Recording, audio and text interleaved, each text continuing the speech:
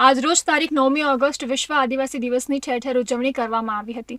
ત્યારે ભરૂચના નેત્રંગ ખાતે બિરસા બ્રિગેડ નામના સંગઠન દ્વારા આદિવાસી દિવસની ઉજવણીના વિશેષ કાર્યક્રમનું આયોજન કરવામાં આવ્યું હતું, જેમાં કોંગ્રેસના આગેવાન ભરતસિંહ સોલંકી અને ગુજરાત વિધાનસભામાં વિપક્ષના નેતા ડોક્ટર તુષાર ચૌધરી ઉપસ્થિત રહ્યા હતા। આગેવાનો દ્વારા ભગવાન બિરસા મુંડાની પ્રતિમાને ફૂલહાર અર્પણ કરવામાં આવ્યા હતા, તો સાથે જ આગેવાનોએ પરંપરાગત પાઘડી પહેરી આદિવાસી નૃત્યમાં પણ ભાગ લીધો હતો।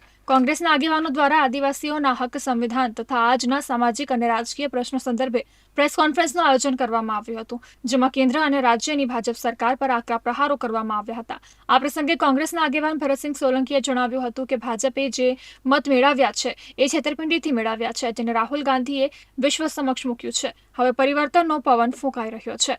તો હમણાં જે પ્રકારે રાહુલજીએ સાબિત કરી બતાવ્યું કે જ્યારે ભારતીય જનતા પાર્ટી લોકોના મતથી જીતવાને બદલે છેતરપિંડીથી, ચોરીથી, ચાહે મહારાષ્ટ્ર હોય ચાહે હરિયાણા હોય એવા દેશોમાં, અને એ સાથે કર્ણાટકમાં પુરવાર કર્યું, જેના દાખલા આપ્યા, જે સ્પષ્ટ દેખાય છે।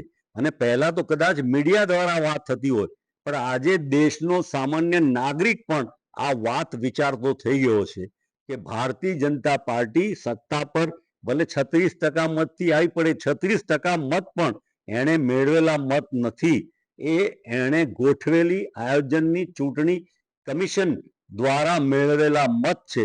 અને એટલા માટે આ વાત જ્યારે ઉજાગર થશે ને આખા દેશમાં એક ક્રાંતિનું વાતાવરણ ધીમે ધીમે ધીમે જે તરફ જઈ રહ્યું છે, અને સ્વાભાવિક રીતે લોકોના પ્રશ્ન, જેમ આપ વધારે જાણો છો, આદિવાસી સમાજ, પછી એમાં આપ જુઓ છો કે જુદા જુદા ભ્રષ્ટાચાર, બેરોજગારી, મોંઘવારી, એ બધાનું જે એક ઉગ્ર આંદોલન જનતા તરફથી ઝડપથી થવા જઈ રહ્યો છે, ત્યારે આ દિવસ અમે સારા દિવસ તરીકે ઉજવવાની લાગણી, શાંતિ પ્રેમની લાગણી, આદિવાસી પ્રકૃતિ અને જય જોહારની વાત, સૌને ખુશ ને આનંદ રાખવાની વાત, એને બદલે જે પરિસ્થિતિ થઈ રહી છે, તો મને લાગે છે કે આજનો દિવસ ઐતિહાસિક રહેશે।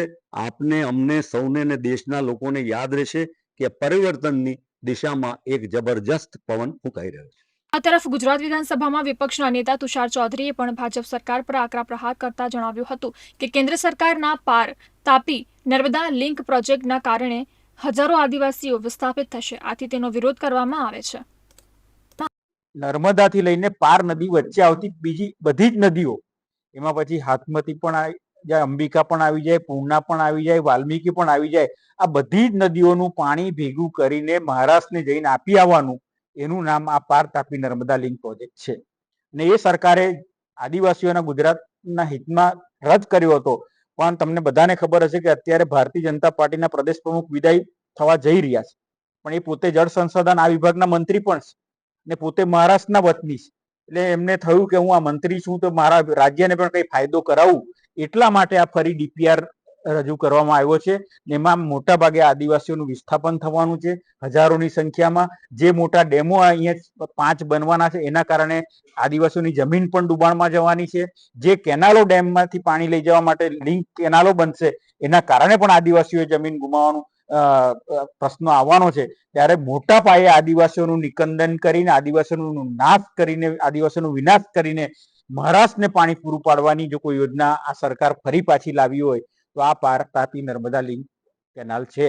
અમે ભવિષ્યમાં અમે સરકારને પત્ર પણ લખ્યો છે મુખ્યમંત્રીશ્રીને કે તમે તમારું સ્ટેન્ડ ક્લિયર કરો, કે તમે 2022માં સ્થગિતની વાત કરી હતી, તો હવે તમારું સ્ટેન્ડ શું છે?